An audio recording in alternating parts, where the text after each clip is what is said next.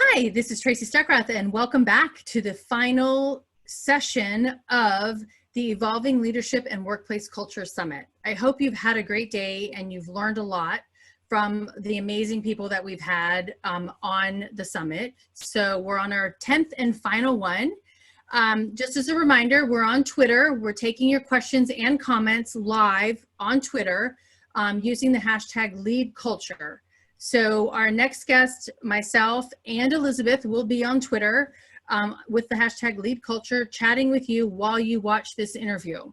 And so let me tell you who we're talking to. We're talking to Andy Sharpe, a good friend of mine. I've known you for, I have no idea how long now. CEO of Song Division, which he founded in 2003. After he attended law school, after he toured the UK in a rock band, and after he worked in corporate America. He loved music and he wanted to bring that to the world in a different way. So welcome, Andy. Thank you, Tracy. Thank you for having me.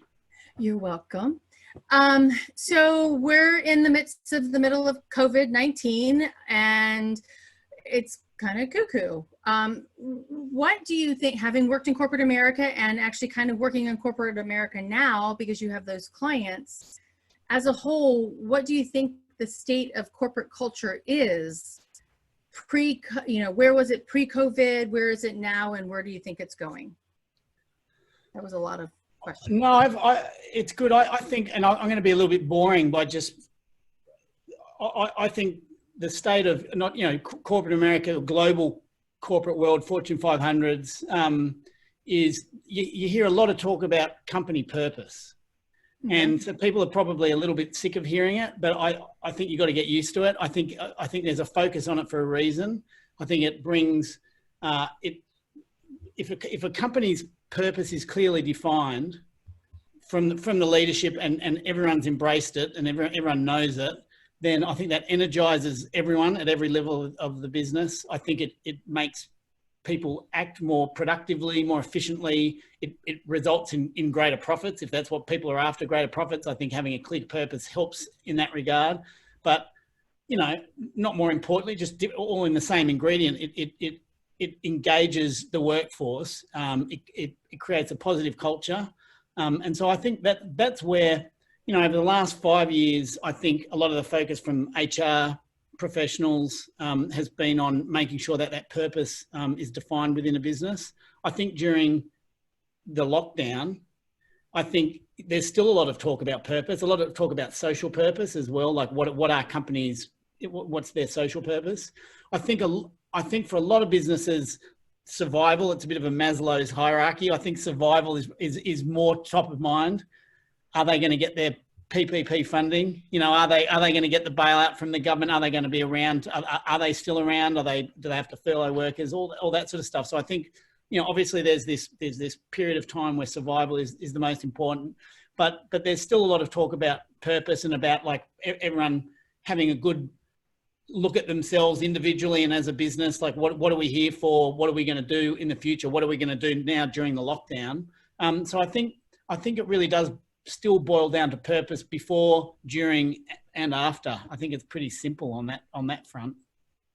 Well, and I like that because it is making people sit back and realize, I mean, you've got to have a purpose to bring all these people together on a bunch of Zoom calls all the time, right? And talking to Holly this morning, we were talking about workplace and a lot of times people feel like they can't bring their whole selves to work, and now they're at home and they have to bring their whole selves, they have to bring their home to work. So I think their dogs, their kids. Yeah. Exactly.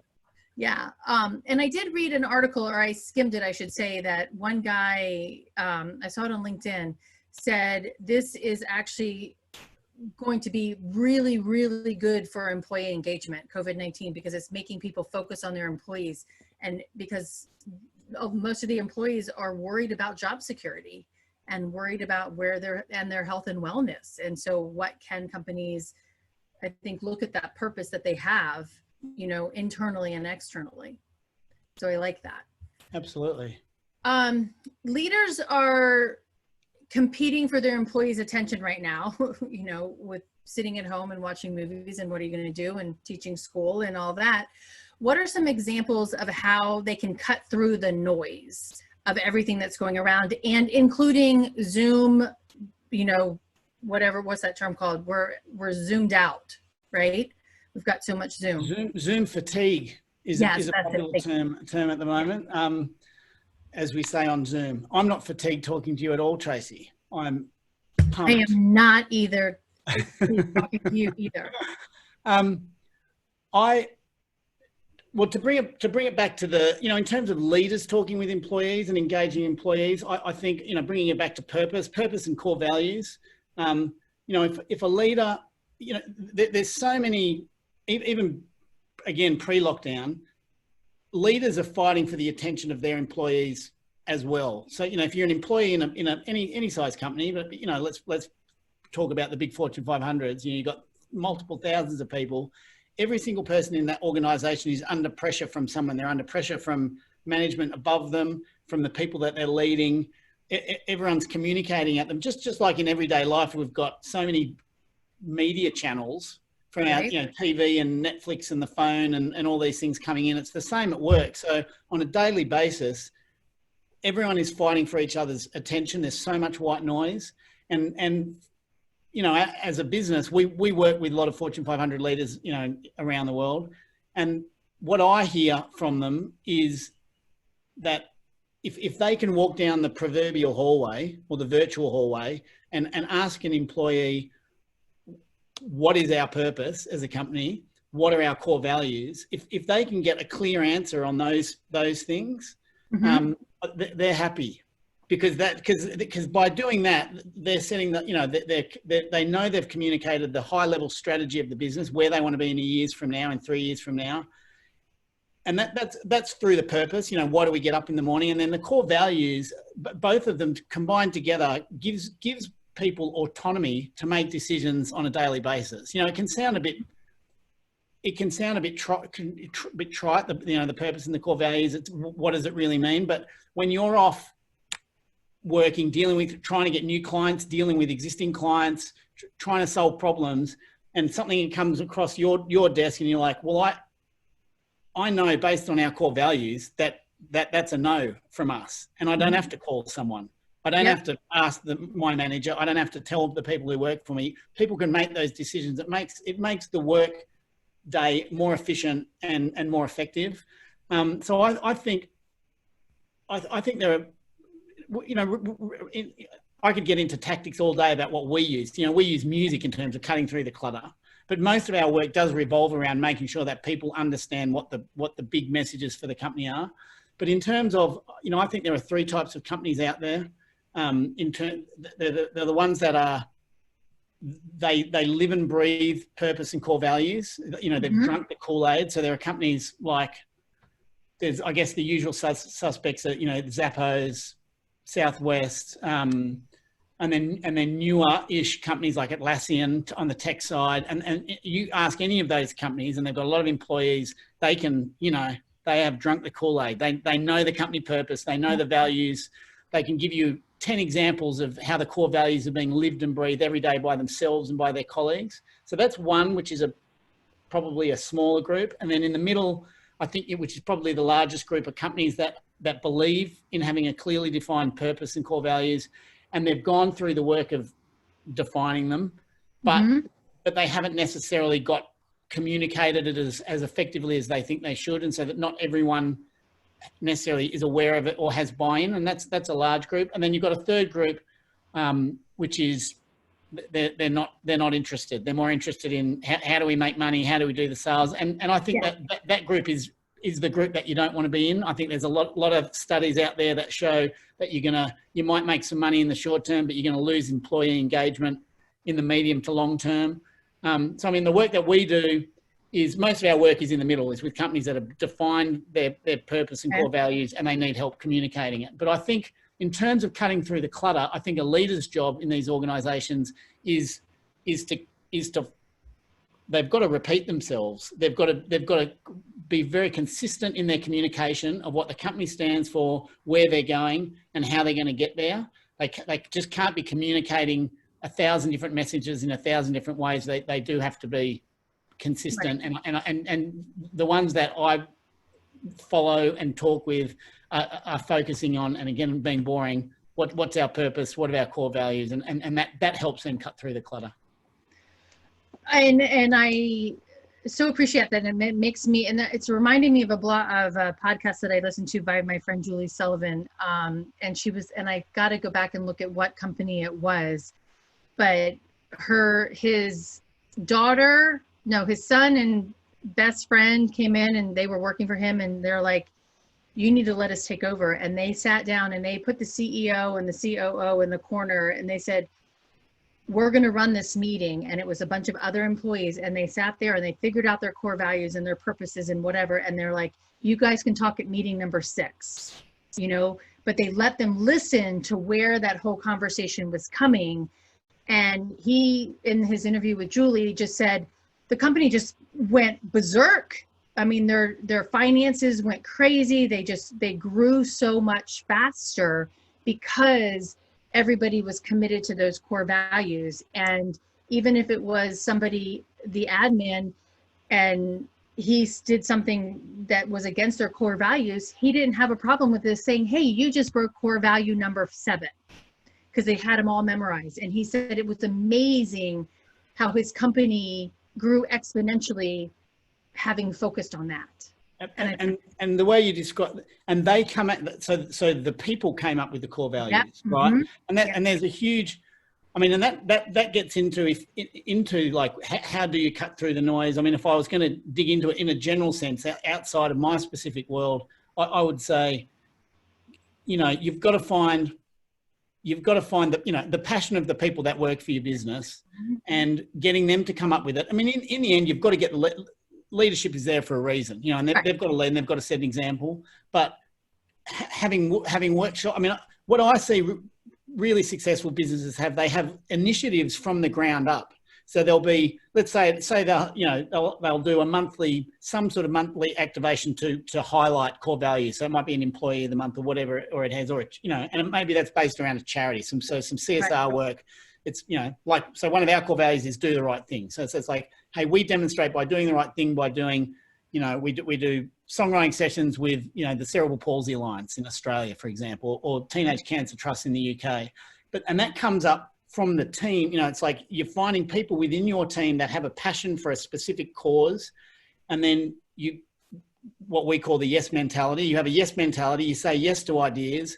And then if they start to catch on, you give them oxygen and space. And if you can see your people gathering around a certain idea at the organization, push that up to the top. Right. I mean, we had a call, we've got a meeting, we've got an event with a big high-end internet security firm. And I was on a call with some of my team and some of their team yesterday, getting ready for it. And this was their sales team, so their global sales, head of sales. And these guys and girls were so passionate about their team, and they had all these ideas that they want to write songs about because they want to send it up to the CEO. Like they're it's like grassroots movements within the company. They're so proud of the company. And this is one of those companies they've already, they love it, and they their purpose is to defend us from the baddies, you know what I mean? From people hacking in and doing bad things via the internet. So they're really passionate about it. And as you were saying, they're coming up with ideas to take to leadership, and it is excellent leadership, and they harness those ideas, and it just it makes life easier if everyone's going in the same direction. Yeah, exactly. So I mean, with what you do with music, and we haven't even talked about music at all, but working with all these companies in developing songs around that, I mean, song division, this is quoted, unites organizations around their purpose using the science of music. I have no rhythm whatsoever, but I like my songs and whatever. But and actually when I was in the sorority, all my sorority sisters are like, Tracy, just mouth the word watermelon and do not sing. I'm not a singer. I'm with you, Tracy. I'm not a singer or a drummer. I'm never allowed to sing. I'm not allowed near the drum kit either. Yeah.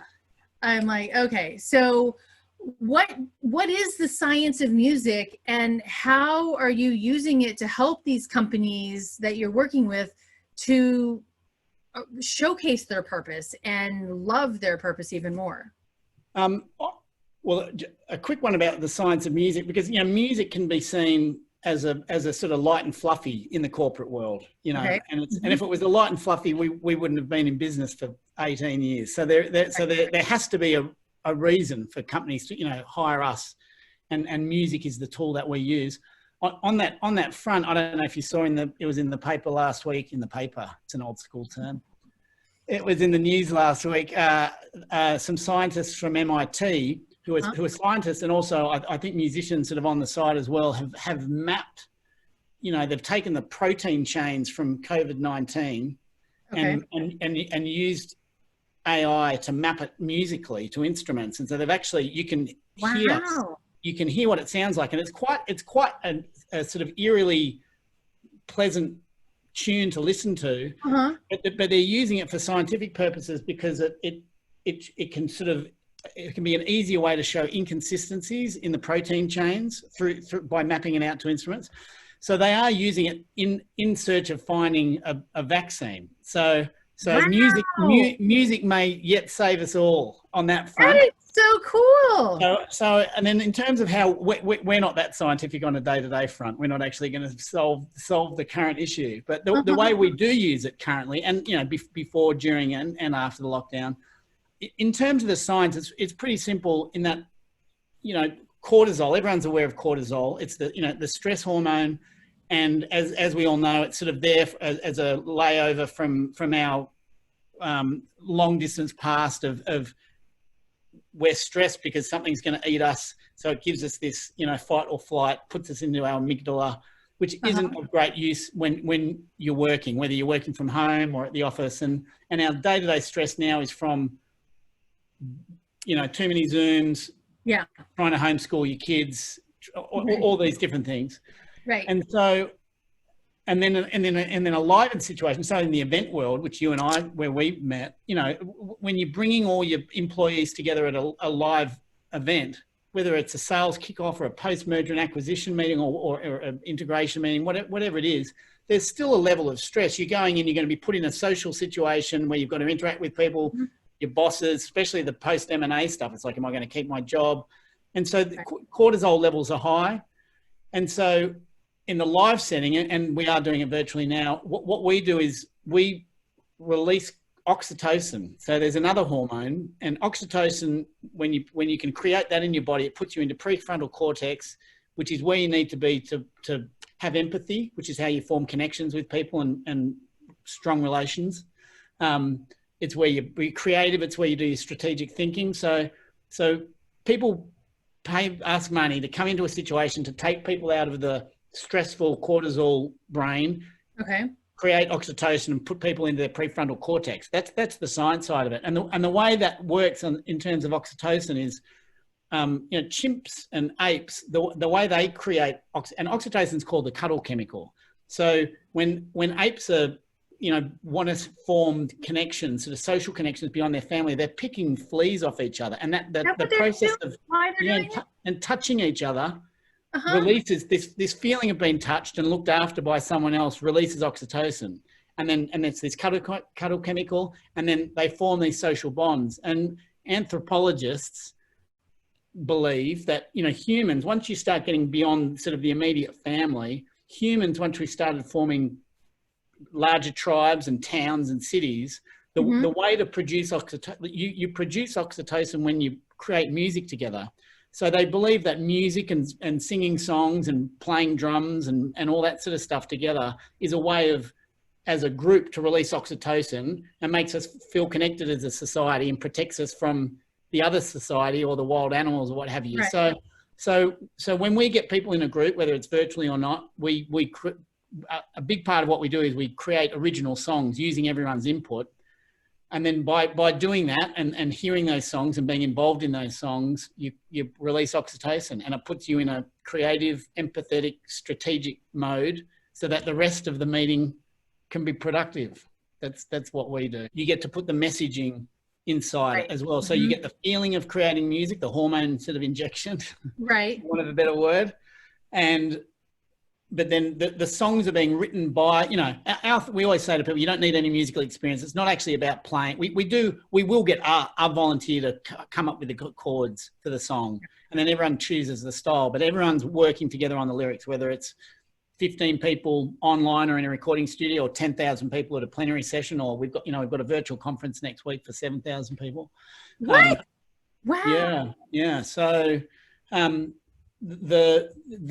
people are thinking about the messaging, about why they're there at the event, and then they're taking those main ideas, and it's what they know. It's about their work and about their colleagues and about what they need where they want to be going, right, and what their challenges are, and they're taking those and they're thinking about them. They've got to dilute them down into small phrases that rhyme, and that's part of the learning process, you know, and have fun with it, and then they have fun with it, and then that all goes into, you know, a song of a style that they choose, anything from a trap to be very current, to a death metal, to a reggae, to a hip hop, to a, you know, funk song. So yeah, it's that combination of the science side is the oxytocin, is the feeling of creating the music together, and then the messaging to the learning side comes from the lyrics.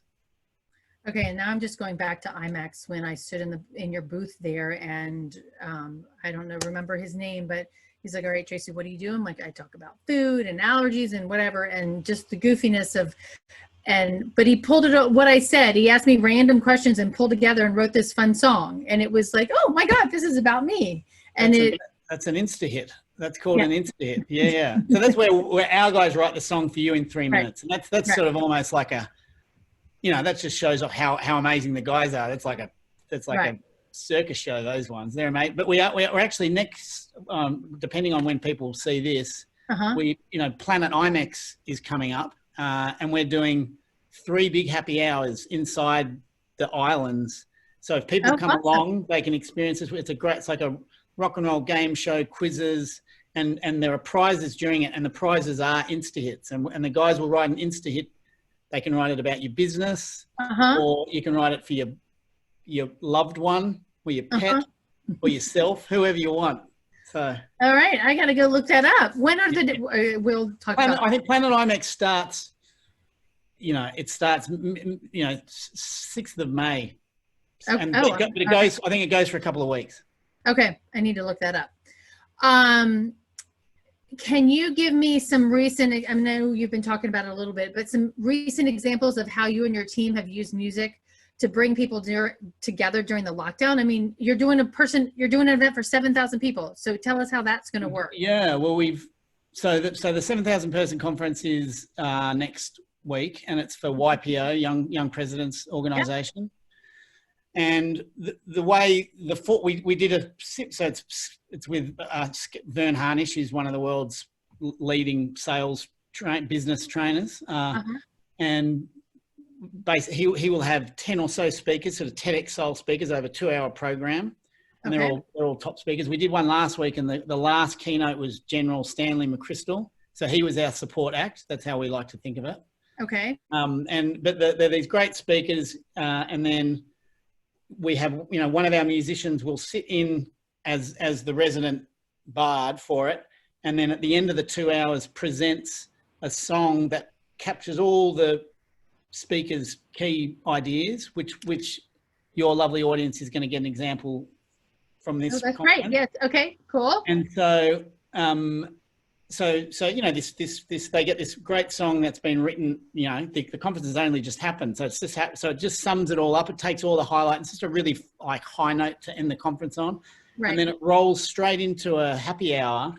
These happy hours, because there's so many people, they're shorter. They're like a 25-minute happy hour. Okay. And that's for example that's a US-based event, so it's our US crew. So we have Angus Clark, who is our US general manager, who plays with the lead guitar for the Trans-Siberian Orchestra and Cher. And we've got Mig Ayesa in New York, who is the lead on We Will Rock You and Rock of Ages and various things. So we've got, our main US musicians, and they host it's like name that tune, and then they'll sing the sales manual. So they'll take so if we're doing, they'll take something quite dry from a company, and they'll take those words that everyone recognises and sing it over a famous tune. And you've got and it's all in through the chat box or live, depending on the format, that they're either answering questions through the chat box, or if it's a larger Zoom meeting where you can see everyone's faces, people are unmuting and jumping in with the answer. And so we do that. So the happy hours are what we're doing for the big events. We started those right as the lockdown started. We started hosting free community happy hours for the markets that we work in. So we do one every fortnight in Australia, Singapore, UK, and the US. Every fortnight, every fortnight. Yeah, and if you go to Eventbrite Song Division's page, you can that you can sign up for them, so you can experience it for free. Okay, cool. And then companies started asking for them, and so we start charging companies for them. So that's one. And then we do our team building events, is smaller groups, more like a 25-person, more in depth, 90-minute, where we're focusing once again on core values, purpose, or whatever they're working on at the time. And then the group really spends a lot of time writing this song together, and then that results in a performance of the song by everyone at the end, and then our guys do a professional studio re-recording of it at the end, so they get to keep it. And it's working really well with the Zoom. And are you doing breakout groups? Yeah, we do. It is working. I mean, when we started, we've been pretty hardcore on the front foot, cutting edge of it. So I think we've been all the problems that you could encounter at the start, we encountered them in the first 5 weeks ago. And so there's always some sort of technical challenge somewhere, but it's the breakouts we do. Even with our public ones, we'll do a 5-minute breakout, random breakout. So you just end up in a room with 4 or 5 other people, and it might be someone that and someone that you get to meet, and we'll give them questions to us. So you got to ask the other people, what was the first concert you went to, which is always Donnie and Marie. Yes. Wow. In Vegas or not? No. Pre the Vegas residency.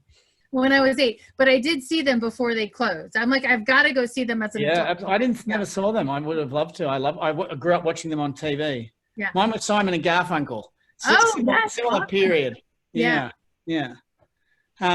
So that's what we're doing, and things that as always. So we've got an event coming up where the workforce they're preparing to go back. Come out of lockdown. It's for a workforce of 8,000 people, and so we're in the process of designing something for them to help communicate what the rolling back into work is going to look like, because people are worried about it. People are worried. They're worried about their jobs. They're worried. Is it safe to go back to work? So that's always what we love, is when people come to us and go, here, this is the challenge that we've got. And then we work with them to design something unique for them that uses music that engages people and helps them come up with all these ideas are coming through my head to talk about food allergies and food and coming back and eating in the meeting space. But, I like that concept too, because, when you're a meeting planner and you've got a whole bunch of people walking into the ballroom, you have that pre-music, right? That music to pump them up, to get them excited to come into the ballroom. But I think the way that you're using that, it's like, hey, let's get them pumped up to come back to work. And using their own words and their own thought processes on what they're, what they believe in. And I think that adds so much more to that. And you just mentioned it there, it becomes it's not just, communication is listening and speaking. It's 2 ways, right? So, the collective songwriting process is a way for the leadership team to hear the thoughts of the people too. And it's almost like it's got a bit of a truth serum, but it's put in a fun, positive frame. So people aren't, we've been going for 18 years. We really don't hear people saying inappropriate things. They will raise challenging issues, but it's within context, and it's within a safe environment. And so it becomes it's an amazing tool for the leadership to get 20, 200, 2,000 people. Let's talk about this topic. What's fun? During these happy hours, we do have a section called "What's My Beef," which is just a fun way of just it's a little bit of group therapy, and we also have a section where we share with what have you learnt about your co-inhabitors that you didn't know. So it's fun. there's some fun stuff that's come out of it. Yeah. Yeah. I live with my parents. I don't know what I would say about that. Okay. So I just love this. I mean, and I've known what you've done, but I've never, to be honest with you, never hired you to do that and to bring that together, which means I need to find a client to help you do that, or, let me hire you. Right. But I think it really, and I think this time frame of using that to help people come back to work, but also feel more connected to their jobs because they are disconnected. I think that if they can do that, I think that's a real positive coming out of, COVID-19 as we come out of it, at whatever phase that we all come out. What do you think the trends in leadership and workplace culture are going to be as we come out of this and into the next decade? Because we are into the next decade, in the right? 20s. Yeah, I mean, I'm going to get a little bit repetitive, but I think so. We're very involved in the HR industry around the world, and that's where most of the workplace culture gets right. summed up, and where you can see the main developments. And over the last 5 years, the two main trends that when I go to these conferences, trade shows around in Europe, US, Australia, Asia, there are two main things. There's the technology side, there's always, a ton of new technology, and that's not going anywhere. And as with any tech, it has some amazing benefits and can be a little bit scary at the same time. Right. I mean, I worked for IBM for 10 years, and we work, which a lot of your audience will relate to, is you have the 360-degree review. Once a year you go and you get reviewed by your peers, and you sit down with your manager. And today the whole they measure culture via your Apple Watch and sensors in the building going, where are people spending their time, when are they coming and going from work, which can sound, and can sound very Big Brother, but at the same time people are getting measured in different ways on their performance continuously. And I think that has some huge benefits, some scary things that we need to always keep an eye on. So there's the tech, and that's the last 5 years, and that's been there. And then at the same time, the other half of these conferences have been, okay, we've got all this tech, we need to balance it out with how do we remain human in our jobs, how do we remain connected. So they're always the two big things. And that's where we come into it. That's our work. And a lot of the time when we get brought into these events, we'll work with technology. We work with all the technology providers because we're getting lyrics from the audience and they're voting on styles. But a lot of our clients will say, we want this part of the program to be technology free. We want phones down. We just want hands. We want cheering. If we want to do a rock song versus a funk song, hip hop, we just want people to yell for the one that they want the most. It's a chance to get off. So that trend, during COVID, obviously, as well, is, there's so much tech. I think there's going to be, all this, remote work. Remote work's always been here. Now a lot more people have had a taste of it.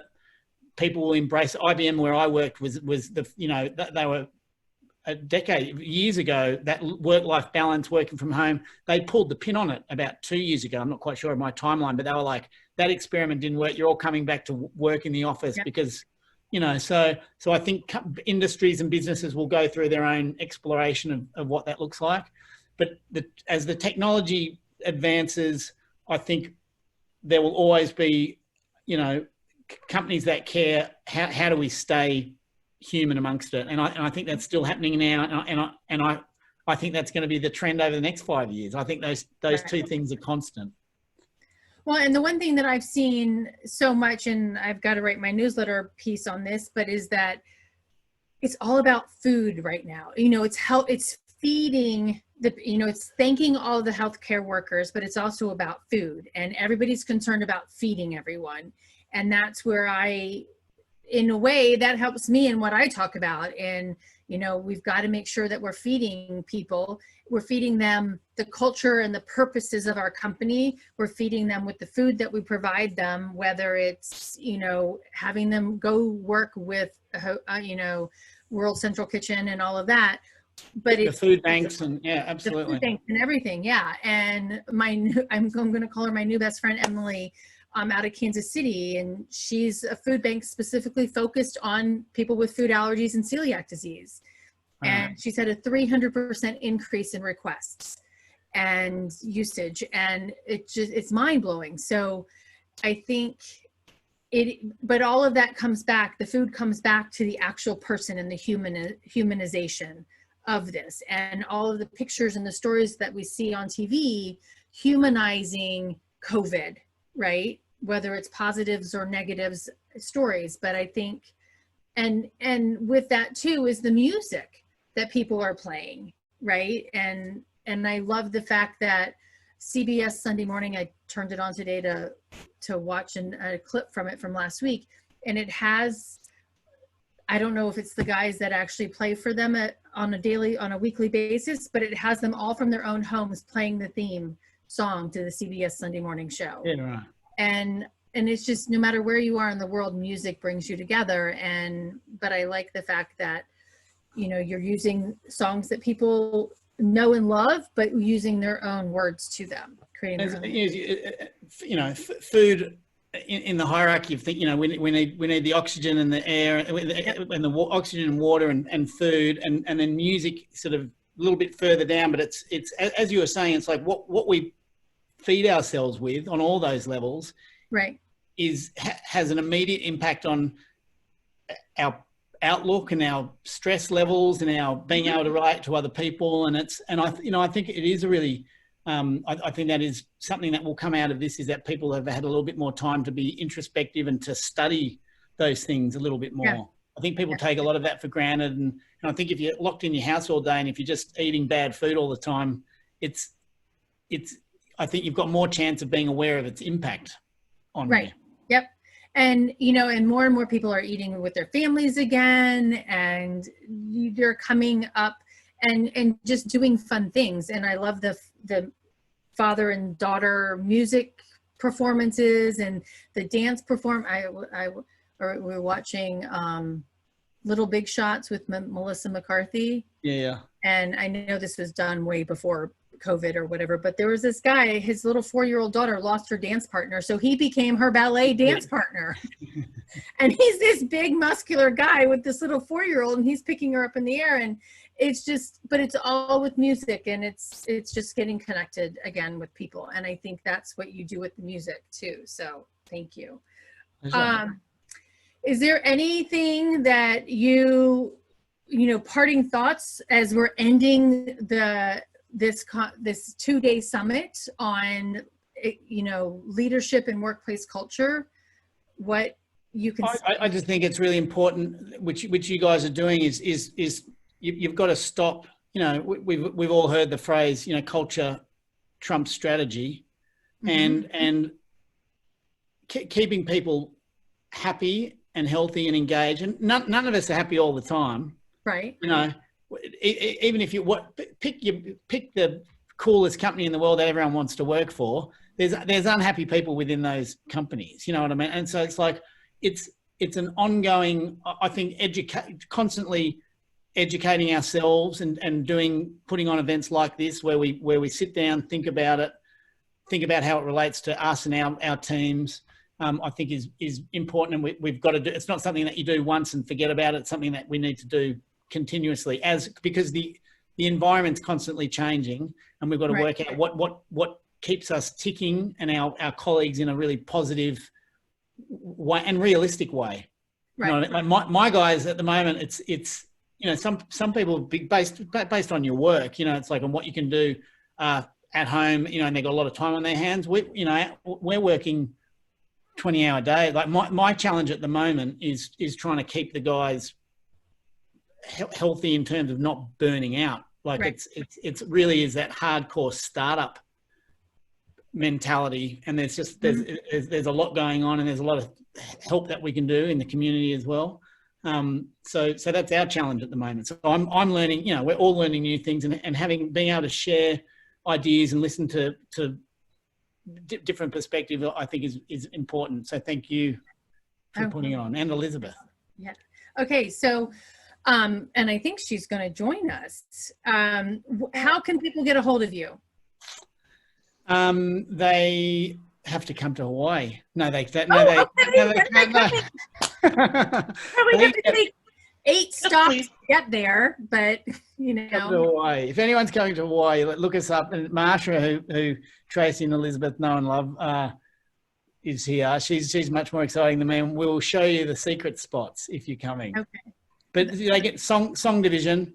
We've got, wherever you are, we've got amazing guys and girls across the US, UK, Europe, Asia, Australia. So yeah, songdivision.com and all the social media channels.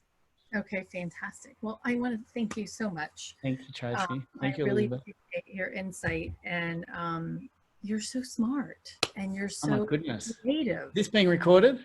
I'm going to play that to my daughter. Oh yeah, I don't know if that will help, but you're welcome. But I'm going to play it anyway. This random lady telling you that you're smart. That doesn't. Is it a meme where it just keeps keeps repeating? You're so smart. Well, That's hi, awesome. Elizabeth. Hi. So I just wanted to pop on and kind of bring it home, if you will. This has been such an incredible 2 days. Of inspiration, and we truly hope that those that tuned in got some great knowledge, something that will help them now, maybe something that will help them in their transformation over the next few years as they look and see how we can and I loved I was eavesdropping on your chat with Andy, and I love everything that you're saying about purpose-driven organizations. So I agree. I think that's the future, and I think that's come up a lot the last 2 days as well. So Tracy and I wanted to wrap this up by highlighting all the good stuff that all of our friends shared with us, but really there's no better way to do it than with a musical number from Song Division. So what are you gonna do, Andy? I thought we'd bring in, because you don't want me writing the song, or I could write the song. I'm not very good at performing it, but I thought I'd bring in Mig Ayesa, who runs our New York team. So he's right in the thick of it at the moment. And Mig was the lead of Rock of Ages and We'll Rock You on the West End in London and in New York. And I thought we'd hand it over to Mig to put together a little song that sums everything up. Okay. So amazing. I'm so excited. Over to you. Yeah, exactly. Yeah. All right. Well, we will leave you with this amazing song from Song Division. And thank you, everybody, so much for tuning in. Thank you very much, everybody. Hello, ladies and gentlemen. How you doing? My name is Mig Ayesa, and I am from Song Division. And I'd just like to say thank you very much to Elizabeth and Tracy for inviting me here to perform for you guys at this Evolving Leadership and Workplace Culture Summit. I've written a song about all of this, and I'd like to perform it for you now, because that's what we do at Song Division. We write songs for you. And so without further ado, here it is. So ladies and gentlemen, give me a beat. Here we go. Old school. Here we go. 1, 2, 1, 2, 3.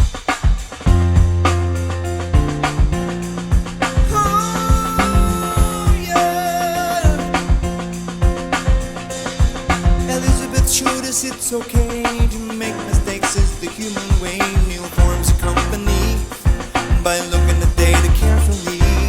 John Chan's team is going strong. They bond together all day long, while Leslie brings it home about what it means to work alone. Amaranado helps us find our inner child, whose innocence can mobilize the world to shine.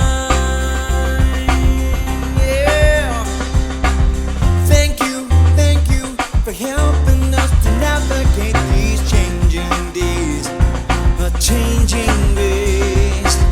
We can't stand still, but find a way, we'll find the will to live in this evolving leadership and workplace culture. And then the world's your oyster. Holly brought us back to life without a prejudice in sight, while Tracy fed our soul. The nourishment has made us whole. Neil pumps funds to charities while releasing all our vanities. Julie showed us the lighter side. If we can laugh, we can survive.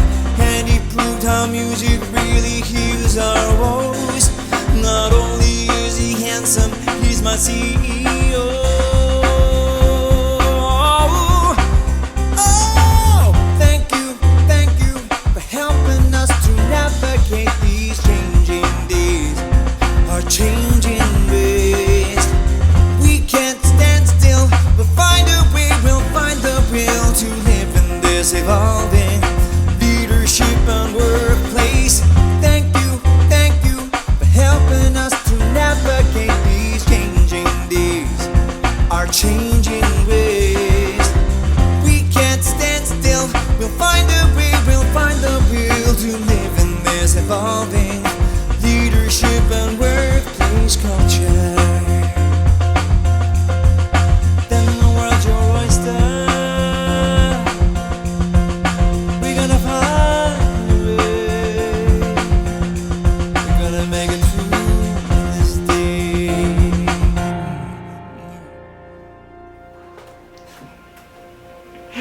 So thank you very much for listening. Thank you for being with me here at this incredible summit. It's a very important topic we're discussing here.